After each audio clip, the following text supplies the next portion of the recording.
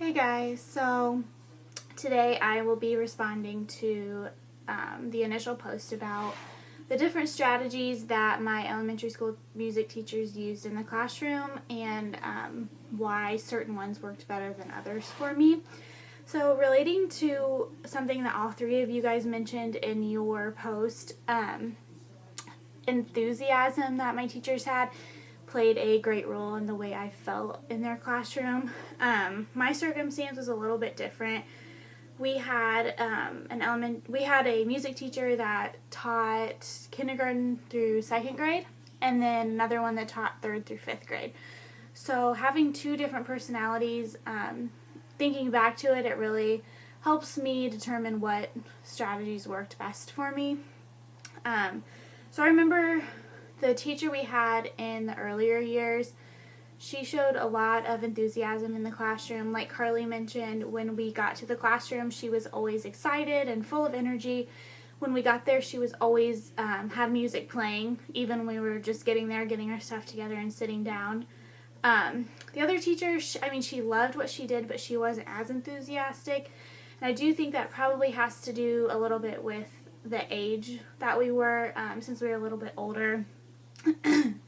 I don't know if maybe she thought that we didn't need all of that enthusiasm, but I really think that it would have helped me be more engaged in music in my older years of elementary.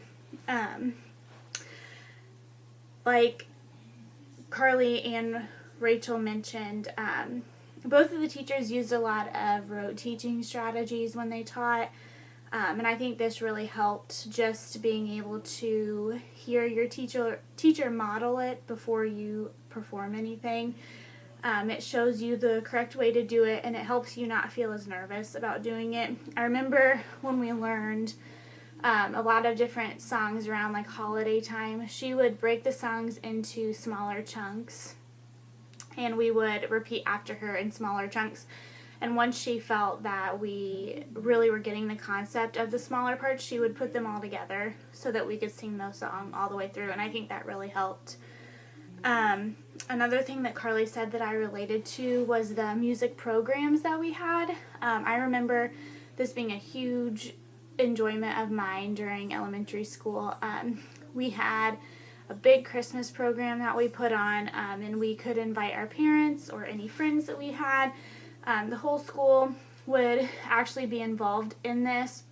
We had certain grades do certain parts of the program. So when we went to our individual music classes for the few weeks before we had these programs, all we worked on was the songs we would be performing in that program. We even had where we could audition in front of our class if we wanted a solo part or a duet part in the program.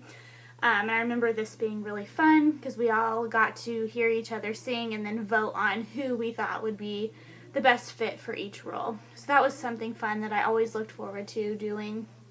And I really think that that was a good strategy in helping me learn, just because I knew that this program was coming up and that we would be performing for a lot of people. So I made sure to practice really hard while I was in class. And I remember even practicing at home, like to my parents, just because I wanted to sound really good in the program when we were performing in front of a lot of people. Like you guys said, I also played the recorder in elementary school. I remember loving playing the recorder. It was the first instrument I ever learned how to play. We did a lot of simple songs just with the notes like B, A, and G. I still remember now learning how to play some of those songs, and I can still play them now. I remember going to class, she would give us the music to read, and even though I couldn't really read it, she would do the rote teaching. She would model it for us, and then we would go through and play the song on the recorder in smaller chunks. We would even, like we kind of do in our class now, we would partner up or get in small groups with other people in our class and practice our recorder together, and then we'd play for each other and let each other know how we were doing. So that actually seemed to help.